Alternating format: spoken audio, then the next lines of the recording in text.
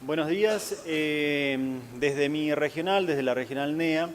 nos pidieron en esta oportunidad de que, teniendo en cuenta las características o las particularidades que tiene nuestra regional, hagamos una reflexión acerca de la competitividad argentina desde la visión de la frontera. Frontera que es muy difícil que se entienda para los que no viven en la región, así que traje las dos primeras imágenes, están apuntadas a que entiendan cuál es la exposición que tenemos a la frontera y a la economía de los países vecinos. En la primera diapositiva van a ver algunas fotos. En la parte izquierda de la filmina o de la diapositiva van a ver arriba las colas que hay en el puente de Posadas Encarnación, la cantidad de autos que todos los días cruzan hacia Encarnación, hacia Paraguay, para comprar los más diversos artículos.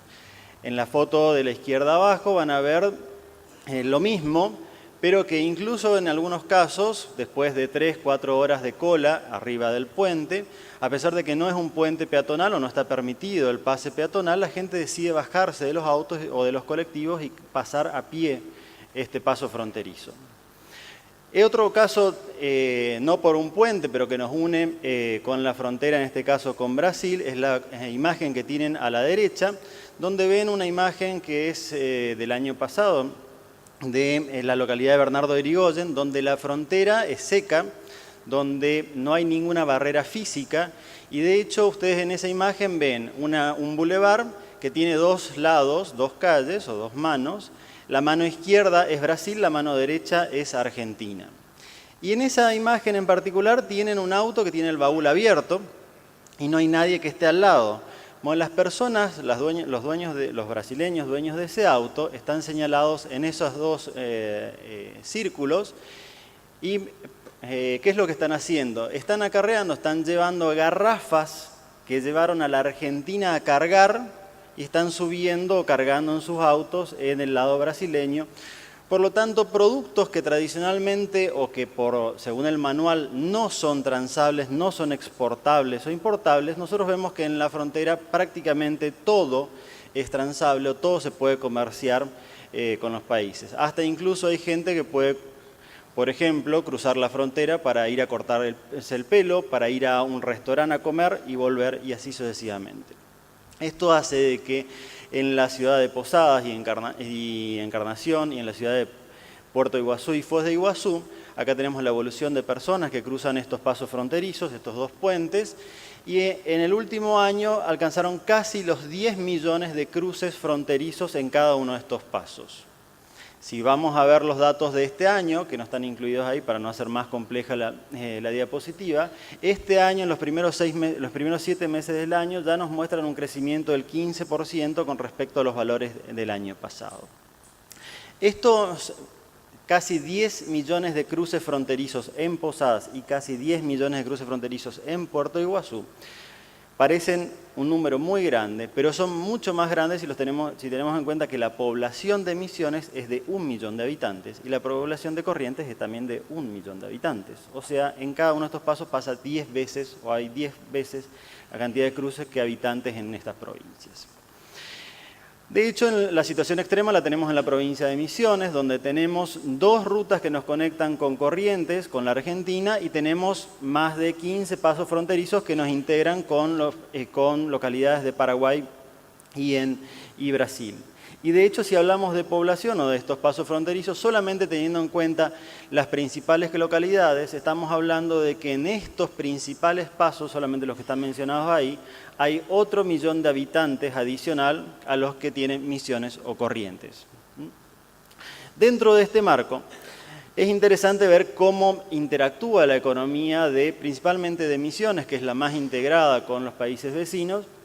pero también vamos a hacer algunas referencias a otros países y a otras provincias.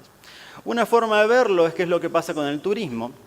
Y acá vamos a ver, acá tenemos la evolución de la cantidad de turistas extranjeros que están alojados en Iguazú y en Posadas, con base 100 en el 2008. Vean que la tendencia no es muy distinta, salvo en el último año, en los últimos 2 años en todo caso, pero no es muy distinta en el mediano plazo. Más allá de esto, si nosotros consideramos la cantidad, esto es la cantidad total de turistas, si consideramos solamente la cantidad de turistas extranjeros alojados en estas ciudades, fíjense lo que sucede en Posadas y lo que sucede en Puerto Iguazú. ¿Cuál es la diferencia entre un caso y otro y qué es lo que explica la gran diferencia que hay en la cantidad de turistas que recibe Posadas que no recibe Iguazú, o que la dinámica es distinta a la que recibe Iguazú, más allá que evidentemente el destino de Iguazú es mucho más importante que Posadas? Principalmente la diferencia radica en que el turismo internacional no está explicado tanto por cuestiones de precios o tipo de cambio, sino principalmente está explicado por procesos de crecimiento económico o efecto riqueza, como dice ahí. Ese auge del turismo internacional o de la cantidad de turistas extranjeros que se alojan en la ciudad de Posadas está explicado principalmente por el crecimiento sorprendente, incluso algunos lo llaman el milagro de los últimos años, el milagro paraguayo, el crecimiento de Paraguay en los últimos años atado a este auge de commodities y estabilidad fiscal que registró en los últimos años. Más allá de este cisne negro, que es el caso turismo, que ha podido aprovechar la dinámica de los países vecinos, otro caso es lo que sucede con el comercio fronterizo. Y acá en esta diapositiva tienen una comparación de precios, hay varios productos y servicios que están comparados, y nos comparamos los precios acá de Posadas y de Iguazú con, no los precios vigentes en Buenos Aires, sino de Posadas e Iguazú con los precios vigentes en las localidades de frontera, ya sea Encarnación, Foz de Iguazú o las otras localidades de la frontera con Brasil y Paraguay. Y fíjense de que este gráfico nos muestra cuáles son los productos en los cuales son más caros encontrarlos en Argentina que en los países vecinos. Y vamos a ver de que de la muestra que está señalada ahí o que figura ahí, prácticamente todos los productos son más caros en nuestro país que en Brasil o en Paraguay. Tal vez la excepción más importante tengamos en yerba mate, pero bueno, si llega a ser más barato en Paraguay y en Brasil la yerba que en Misiones, que es donde se produce, sería realmente muy loco esto. ¿Y qué significa esta diferencia de precios enorme? Que evidentemente es sumado al comercio fronterizo, a la integración de hecho que tenemos en la frontera, obviamente esto va a implicar de que muchos argentinos toman la decisión de comprar del otro lado. De hecho, si bien hay pocos datos disponibles en volúmenes de ventas por la emergencia estadística que hay en Argentina, los pocos datos que hay disponibles, y acá hay uno de ellos, nos muestran que las ventas de combustible, pese a que en el total país crecieron y en la provincia de Corrientes también crecieron, fíjense lo que ha sucedido en la provincia de Misiones.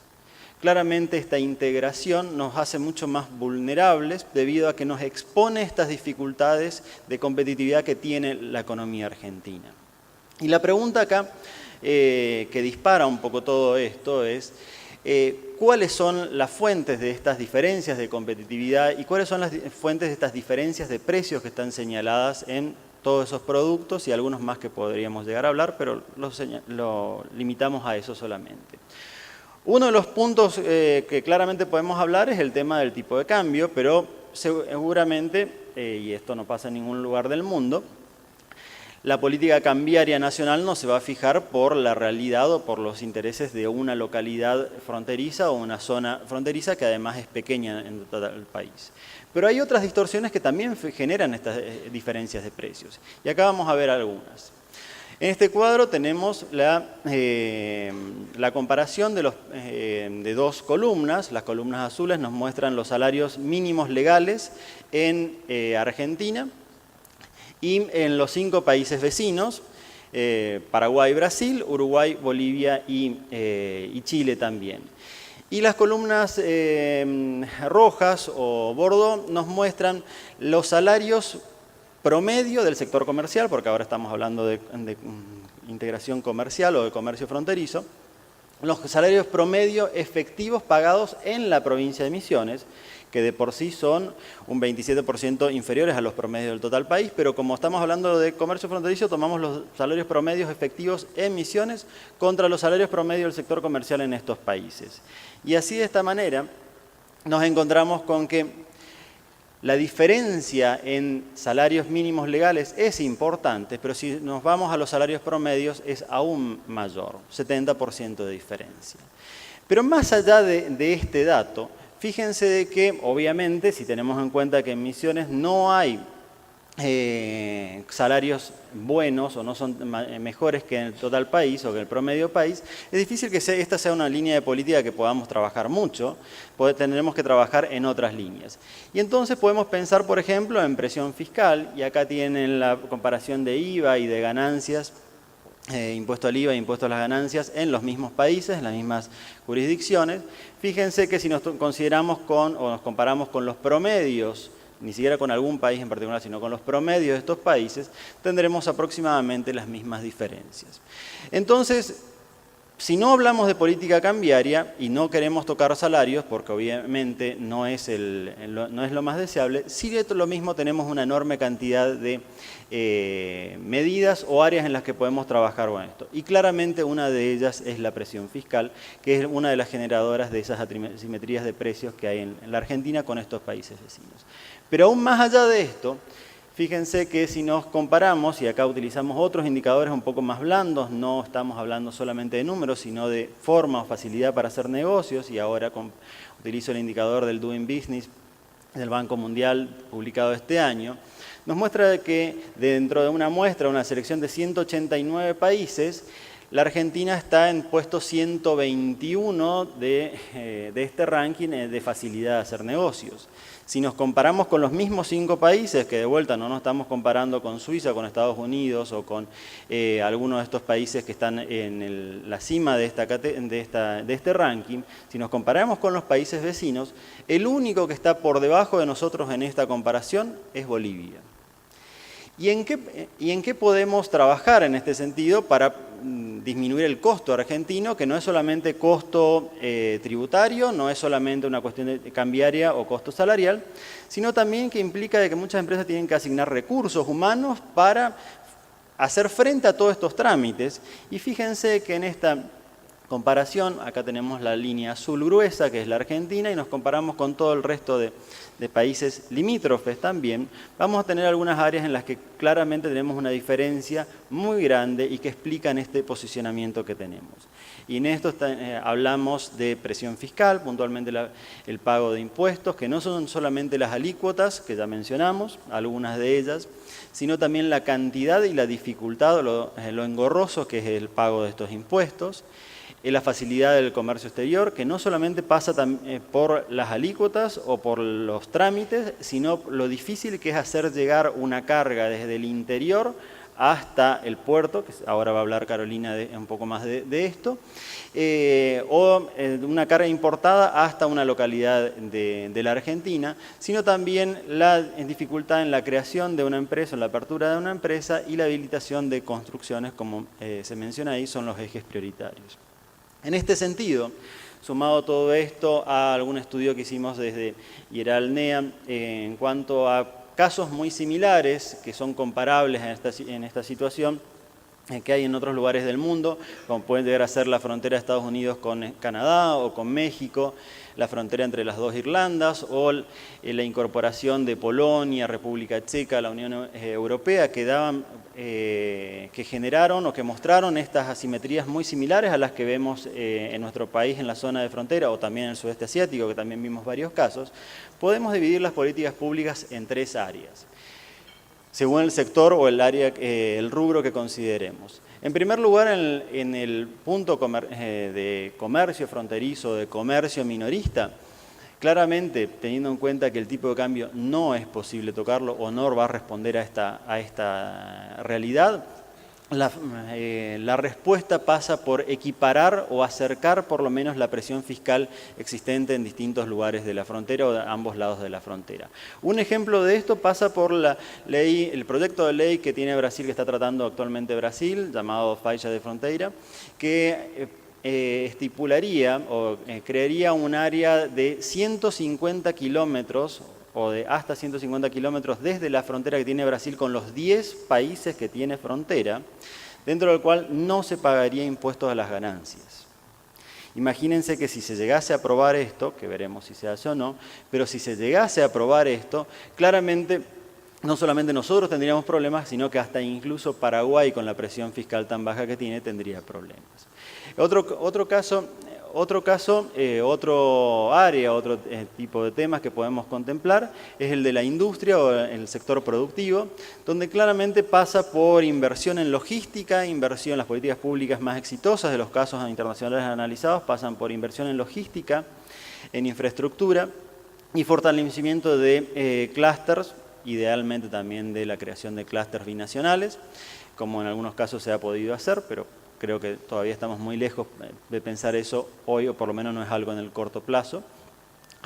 Y finalmente, dentro del área productiva o industrial, el fortalecimiento o la creación de mayor capital humano. Recordemos que todas las zonas de frontera, por lo menos en la Argentina, están en lugares con un nivel de capital humano, de capacitación promedio, mucho más bajo que el promedio del país. Para dar un ejemplo solamente de esto,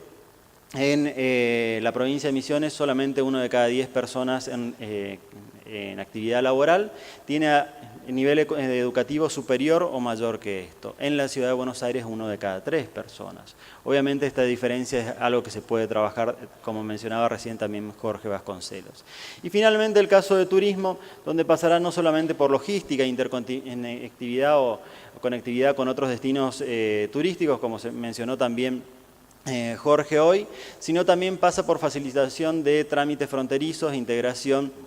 y permisos transitorios de ingreso al país y la posibilidad incluso de correr la frontera, o por lo menos los trámites migratorios o aduaneros a esos puntos muy concentrados de integración que tenemos con la provincia de Corrientes. En fin, hay muchos temas en los cuales se pueden trabajar, pero claramente creo que desde la zona de frontera podemos ver o se pasen mucho más evidentes estas falencias de competitividad que desde hoy temprano se ha hablado en este seminario y seguramente se seguirá hablando. Muchas gracias.